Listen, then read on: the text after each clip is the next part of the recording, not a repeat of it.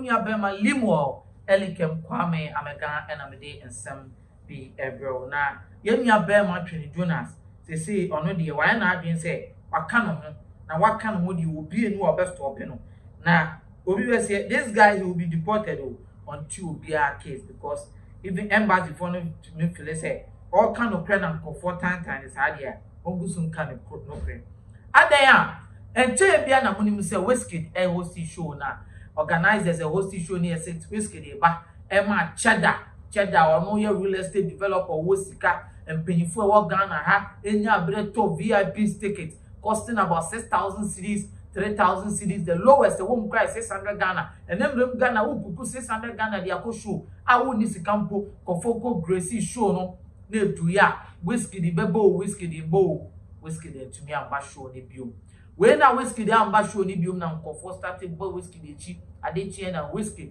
ade ne apology letter here the buy now why and I ace journalist or ya dear or journalist mo ye nimu no oboa nkofo ne nyoma discover nkofo bi mu na ba anamwa a oye journalist and TV presenter ewo GH1 no Twene Jonas ebom kire say mami e ono di ba bonti be ka san Wizkid no our standard na ope ewo Xposed stadium no 1 meeting it na went to me amba show no it mu ma no Wizkid a bit of break and Twene Jonas say hey mami oso de be Ghana for muntie wona na ba na mo Wizkid were due Wizkid dey due na den ti na Wizkid dey due ade na Wizkid aye no ohwemu a se na Wizkid aye no Stonebwoy ni Shatawale wan hwe mo so mu di bi be ye Ghana for because so mu say big artist bi mo aye bi na onipa na odi anim no ye na mu di ache ni betoa so a wan ye be blame no it is na ba na bo wakasa wan kasa ye asem obekan de na ono ka no pe wasem pa na se no pe wasem a motimo be kasa se de en ohwemu awo Wizkid edu the Wizkid edi na ba na mo na kasa sare a yenkotie de Twene Jonas kafa na ba na mo osi we mpo de obuon wanye so be ye o obuon mu mpo de o na we mpo ko she video involve bonia ti said the Wizkid oba ya wabeji Ghana fo sika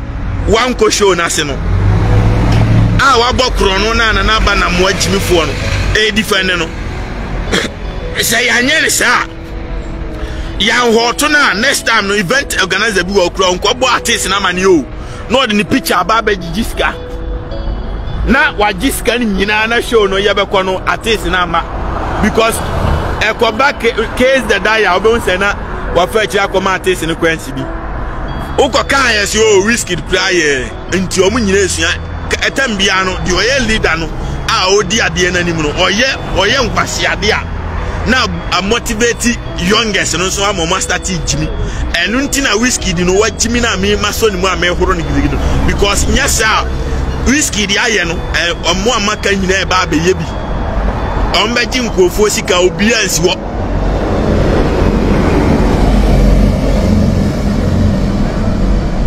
Retanya ba say that's my hero Twene Jonas, much love, thank you, I appreciate you.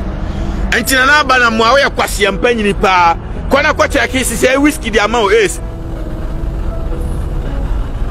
omo ba ya no mabefo akwadiu omba ya no mabefo akwadiu nti se omo jimi a obi akwadiu na so wajimi a ye meka em defend no ye defend ade panko a tie ye meka no we social media ni now person defend obi a odo obi a me say the only time about to be defend Bema pa said Bema na kodi no eno ano no me tie say o man no mo tire comment and say she ya me no tantan say me di ba ko say kimankan no ano say ni pakro na be fight o mo kontokwa na ma me no me on said that bia on be di matema unya bibini bia ma so enya yi obia o mo be di matem ni nyina obia ntimi me ase o na Twene Jonas aye say Twene because me ba America me nkodi bibini bia da me ni mo obia mpo me ni abrofo nenam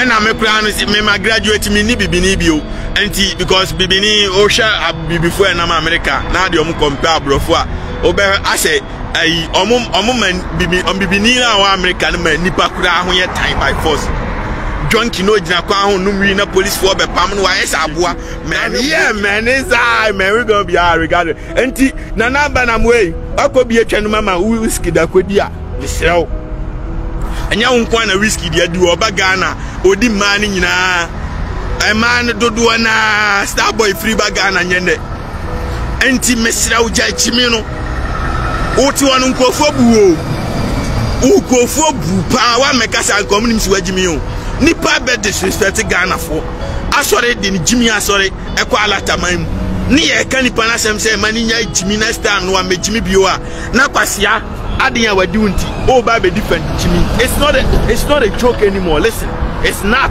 by me kona na ba na moa krasini shimifo mesrawo maye huru Wizkid na asumdwem na next time while any sa akwade ankosuya sa jimi no next time the video nso ameye sa jimi ni bi wo next time bena boy ameye sa ankwase ade ni bi wo mo na mo ma jimi ya mo star mo hu bi da me I don't value no star tie dia me ka kira no I do not who is come we obedient here the me be slow where wine who are you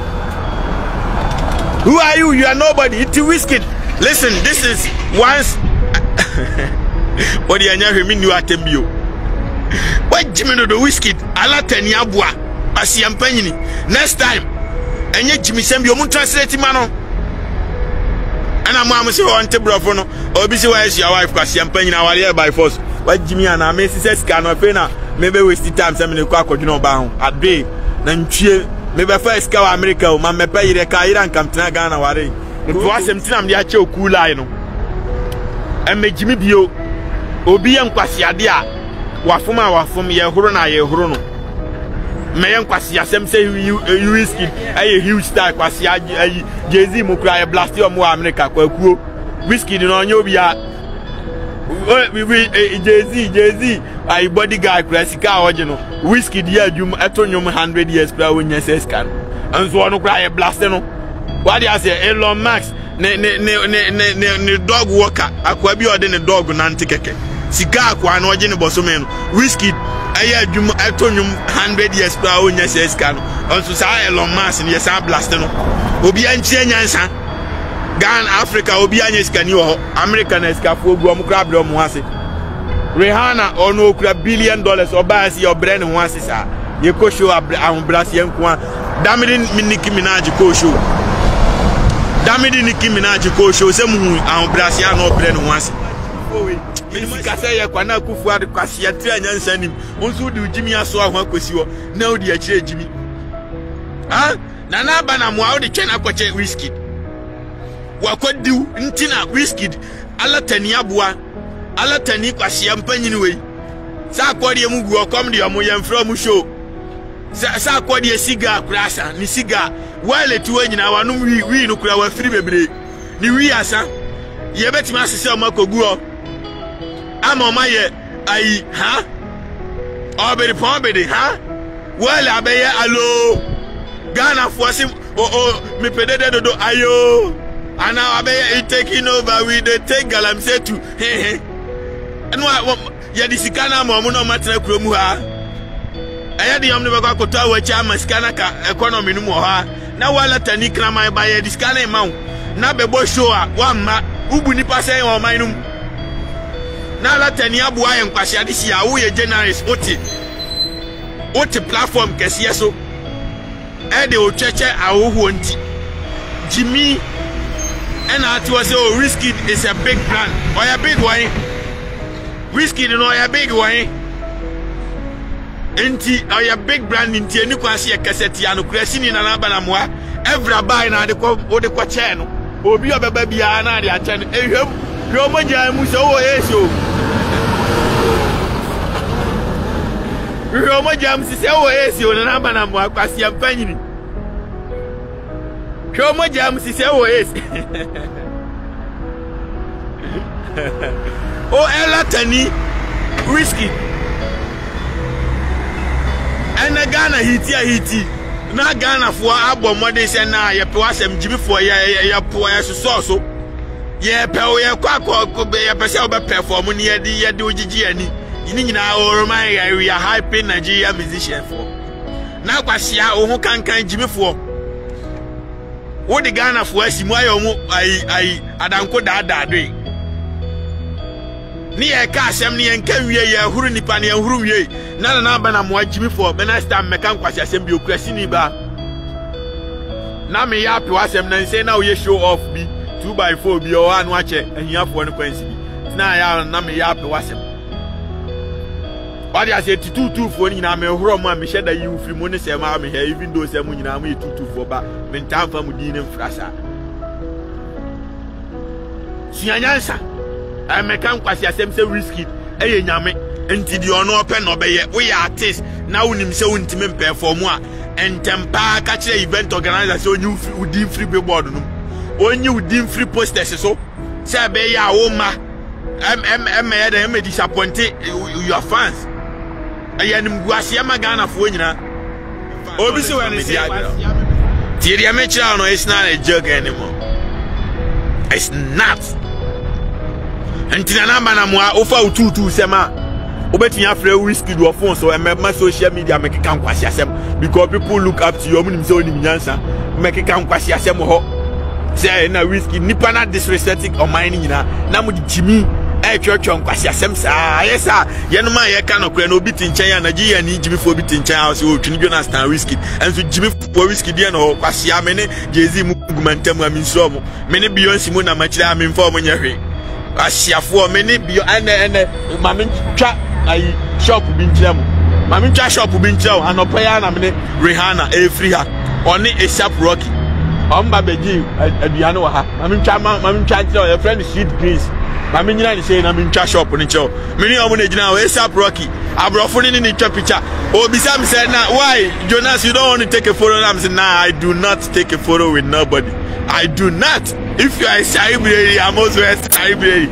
If you have a self-esteem, which is pressing you to tell the almighty Twene Jonas to take a photo with you. Of course, I do also have a self-esteem, so I ain't gonna take no photo with you, man. I'm not. I'm sorry. I'm not. I ain't gonna lie, I'm one blaster place. They die you more poor moment Christian Ronaldo could picture. I'm sorry if I was on the field, I was a player, I wouldn't take no photo with nobody. I don't care. Of course, camera at all, many player and so I'm in a perform. And the whole world have known, say, many Christian Ronaldo akobonyo. Ako ayere imini wana akobobo. And what is the necessity for me to go and beg Christian Ronaldo, please can I take a photo with you? Am I crazy? Of course I'm not. And it's ASAP Rocky and Rihanna bedidi. So me stars I'm also a celebrity. They know why many be kana wana and I fear me when you know. Of course I have them. Every 1 minute to be a by mass in a namuno on nam corner left and right. Isn't this beautiful? Kedian our blue check in our social media. Of course, I got the same thing. You got followers. Of course, I do have followers too. You got millions. Of course, I got millions. Man, I ain't gonna lie to nobody. Inti hano mobile. Your friend is Sweet Greens. Hano iskafone bididi wa mantemwa. I say bibinibia ni yao. Metima biyo wa mapuna. Bibinibia metua masa. Boy, ili you say IMF. Yes. Mami chanchao. Mami bani saying. Mami nyani saying na minchanchao. Your friend no. Sweet Greens. Hana iskafone na bididi. Minimum na tima ntemwa glass in kwa. But of course, me fear about who Hana ya metaba, but me shed and more. It's to baby baby. Now special flowers. Isn't this beautiful? Bibinia bono. What Jimmy and yes, said your best in two quasi brony club. I'm clamming her paradise. I if you be a habit, I will suit good money free. I say now, Mammy Chan. Stone in here. We name some Muhua. Stone, Eshe,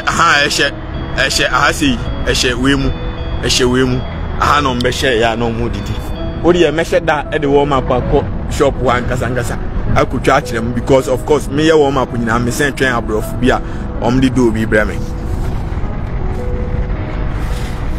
Some couple of hundreds of thousands of dollars be by man, media payment. for some goods and productivities. Yeah, me yes, of course. Entity area me channel na na bana mo anam catch us special nkonya ne sisi am. Next time minim say wa me hemu nyina 22 na mu nyina mo ball TV no so. Minim say TV no si can 10 million 2 million and to Range Rover. So 10 million 15 million na de ma mo TV no so no. And to asase enti nya hwe enti show off am your social media nyina nkwasiafo na ne di mu disika na ma mo. Enti minim ni nyina I know of course na me catch us train station so na wa Urasa Senasia, which make a fruit tree. Urasa Senase for fruit tree, the copper, Bia, Okobia, train Namasia, Bass and Namas. Yes, of course. Entity amateur and an abana one catches a special Kunyan. Next time, Minim say, I want me Hemuna 2 1 day assembly by Yasha Kodu from Pons. I am said Twene Jonas on 1 day from Pons. The 70 with the big bagana, and so Unya and aha, and I'm a deal, that's Sunday. You be say, Shama Cram. Bye bye.